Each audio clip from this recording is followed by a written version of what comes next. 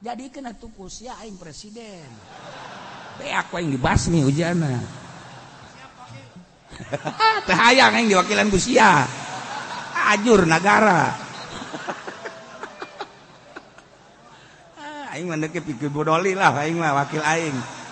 Ya maksudna korupsi tepati loba korupsi nya mah. Teu bisaeun korupsina. Paling gede sholawat. Urang make hak asasi manusia sehingga disahkeun dilegalkeun perkawinan lalaki jeung lalaki. Tunggu azab Allah.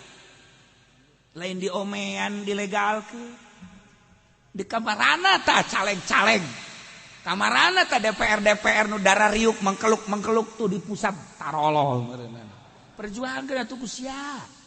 Aing mah kan ieu mah lain DPR, aing mah ngomong doang. Jadi kena atuh ku sia aing presiden.